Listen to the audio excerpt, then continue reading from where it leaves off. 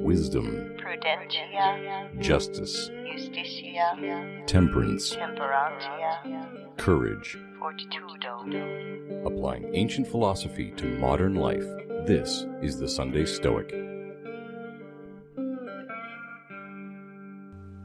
Hello and welcome to the Sunday Stoic. This time presented to myself, Al from Scotland. To begin, I would like to congratulate Steve on managing to get to over 300 episodes. That's a huge achievement, well done. I'd also like to thank him for another opportunity to present to you. This week my thoughts have been circling around a recent episode, 302, where Steve had some reservations around some of the ancient teachings. In particular, it was Marcus had been stating that reason is unstoppable like fire, and Steve pointed out that there are some things like Alzheimer's disease or brain injury, depression, that can steal reason from us.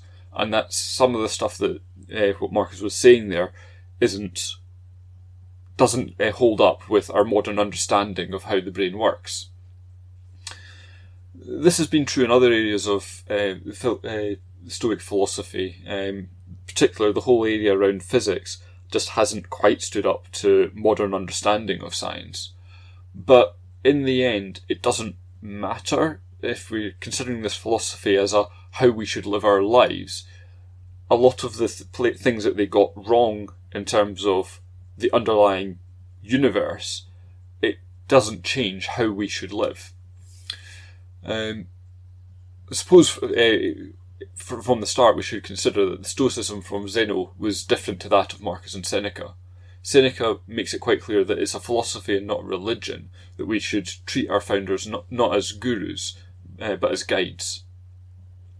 There's a quote here from letter 33. "Shall I not follow in the footsteps of my predecessors? I shall indeed use the old road. But if I find one that makes a shortcut and is smoother to travel, I shall open the new road. Men who have made these discoveries before us are not our masters but our guides. The truth lies open for all." So we must critically evaluate all aspects of the school's teachings and arrive at our own philosophical conclusions. Briefly, I'd like to move away from Stoic, or explicitly Stoic voices, to a short quote from Christopher Hitchens. "Yes, I have free will. I have no choice but to have it." This contradiction, I always loved it, and it's one of those ones that I've probably misinterpreted what his original meaning was. But whenever I hear people debating about do we have free will or not, this quote makes me think of, it doesn't matter. It doesn't matter if I don't have free will, if all my choices are predetermined by my genetics and my upbringing and whatever chemicals are rushing around in my blood. I still have to assume I do have that free will. I still have to make the best choices that I can. Our society still has to assume that we've got free will, because it just cannot function if we just let everyone just sit back and go, nah, it wasn't my fault. We have to hold ourselves accountable when we can.